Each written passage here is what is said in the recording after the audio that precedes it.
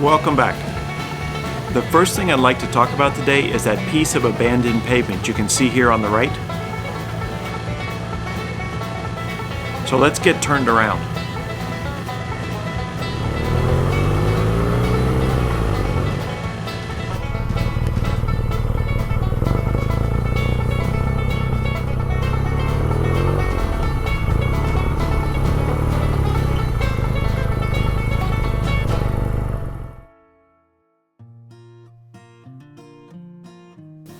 In the many years that I've traveled down the Mother Road, I've always tried to stop along this section. This abandoned roadway is original Route 66, paved in the 1940s when the Main Street of America was expanded to a 4-lane divided highway. These 2 lanes were for westbound traffic, and the 2 lanes that make up current historic Route 66, which has been paved over many times, were for eastbound traffic. But this pavement is original. I try to imagine the thousands of motorists after World War II who headed down this roadway on their journey to the West. What were their dreams? What adventures did their futures hold? If your family or someone you know rode this roadway to the West, I'd love if you could share their story in the comments section below.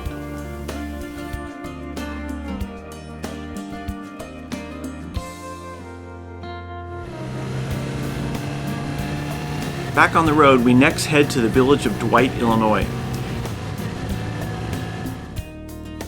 It's easy to get lost in Dwight as the road has changed quite a bit from the original route. It's now in bits and pieces, much of it is a one-way. I've been through here numerous times and I still get lost. I think I need a GPS. We'll visit these 5 gems in Dwight, most of which are on the original alignment.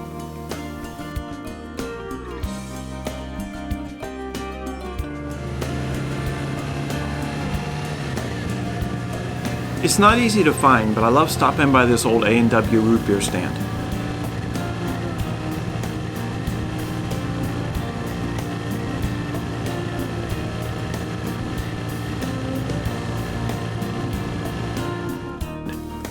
I first visited here in 2009, probably not long after it was closed. A sticker in the window says it was still an historic Route 66 Association member in 2006. The site has deteriorated over the years. This was taken in 2015. And here's how she sits today. You'd hardly know it was once a place to eat.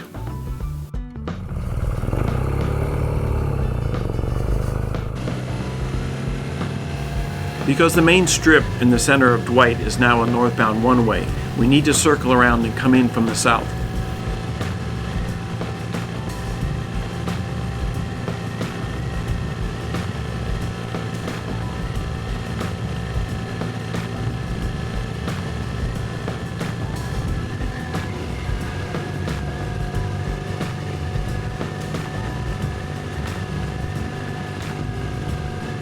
First up on our right is the historic Dwight train depot.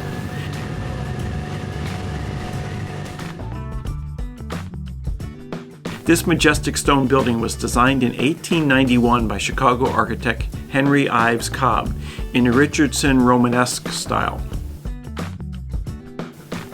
Just north of the train depot is the First National Bank building. This beautifully preserved Frank Lloyd Wright building was originally built in 1906 for the real estate banker Frank L. Smith, a prominent Dwight citizen who was eventually elected to Congress. The interior has many of the original design elements from Wright, and there is even copies of the original blueprints framed on some of the walls.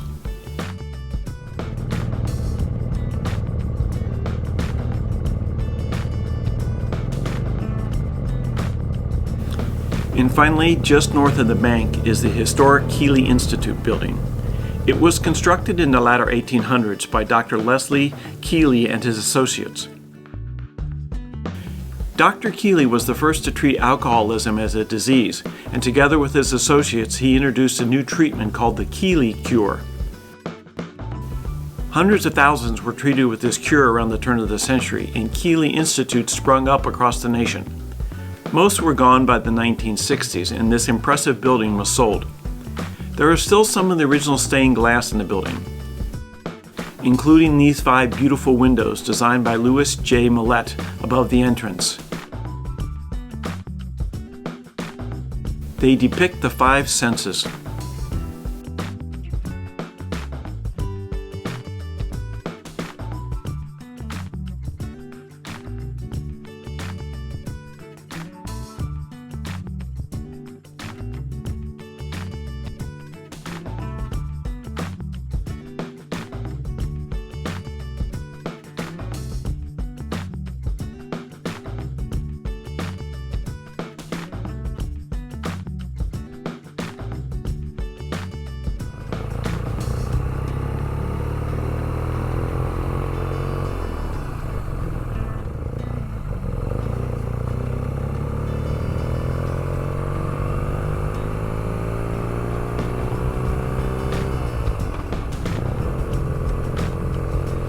Heading out of Dwight, I get lost. Time to pull out the iPhone. I'm trying to find my way to the Ambler Texaco gas station.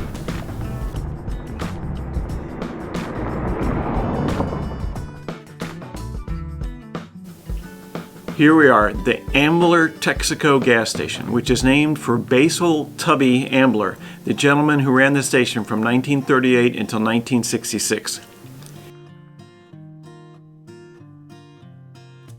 It was built by Jack Shore in 1933 and originally consisted of a small clapboard-sided building with the awning out front and the gas pumps as seen in this picture. As we'll discuss in a later episode, gas stations at the time were designed to blend into neighborhoods, and many were made to look like little cottages.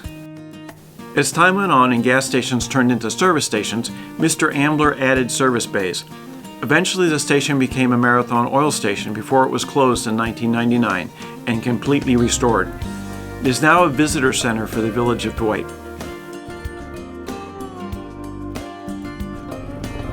Back on the road, we head to the village of Odell.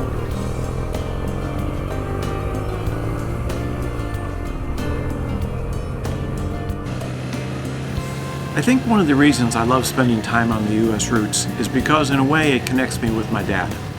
From the time he got out of the Marine Corps after fighting in the Korean War until his death in 1969, he was a traveling salesman. He traveled America on these U.S. routes before the interstate highway system was finished. Riding these routes helps me feel like I'm experiencing some of what he experienced.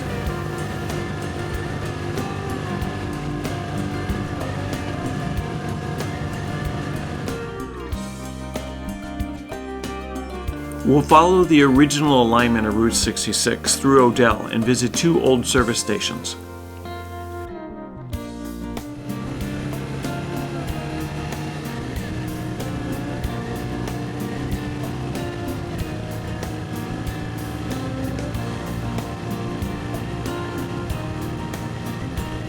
The first is also one of my favorites, this old Mobil station. In the last few years, they've been parking an ice cream truck out front, and now it is known as the 66 Licks Ice Cream Truck Stop. But I prefer it the way it was. It had this lovely natural grit, and hadn't been restored in the least.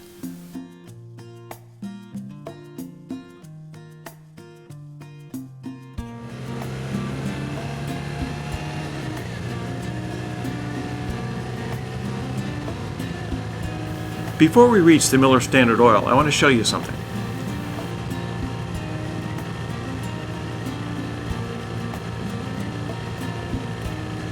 See those steps going down there? There used to be a tunnel under this piece of Route 66 so kids going to this Catholic school would not get hit by the heavy traffic on the Mother Road before Odell was bypassed.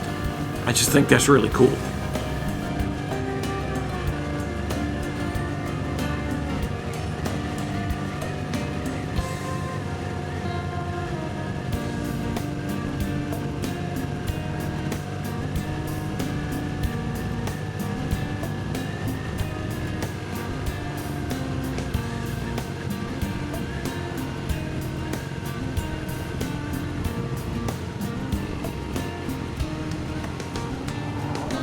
We're arriving at Miller's Standard Oil, the gas station most people are familiar with in Odell.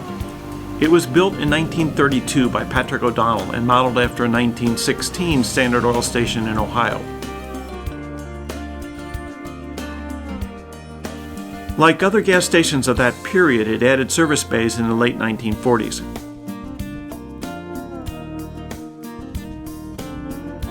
Robert Close leased and then bought the station from O'Donnell in the 1950s, and after a 1970s fire, he continued to do body work at the station until 1999. That's when the village of Odell bought the station and eventually restored it to what it is today. There are souvenirs and lots of memorabilia waiting for visitors inside.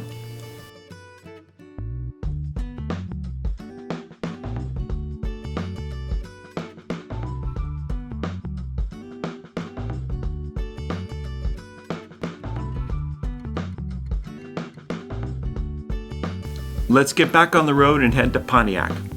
In Pontiac, we'll see a mural painted to honor the late Route 66 artist and cartographer Bob Waldmeyer, a beautiful old Route 66 bridge, and just south of the city we'll find the historic Illinois District 6 State Police Headquarters.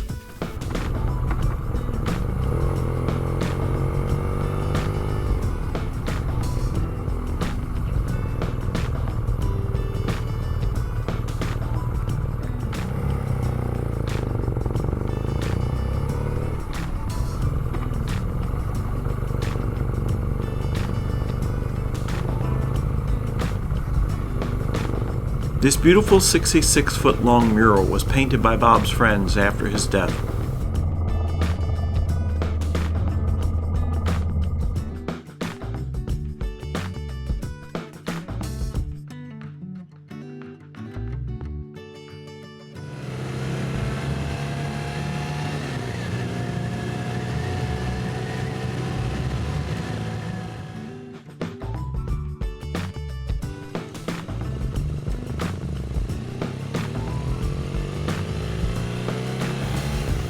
I love these old bridges. You'll find them all along the Mother Road.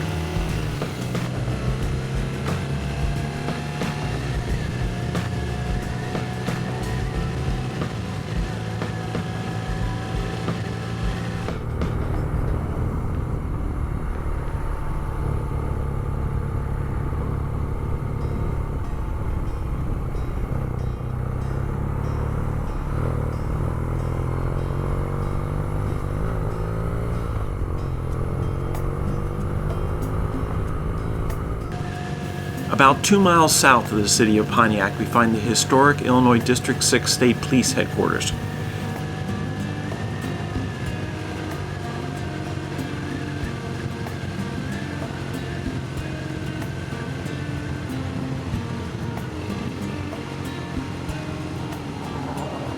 This was built in 1941 in a sleek Art Modern style architecture and was made to reflect the streamlined design of the automobiles of that time. This remained the District 6 Police Headquarters until 2003. Out front, alongside the metal sculpture of a mounted Illinois State Patrolman, you can see another section of the original westbound Route 66 roadway, like we discussed earlier. I hope you enjoyed that. If so, a thumbs up is always appreciated. Thank you very much for watching. Until next time, I'll see you out on the road.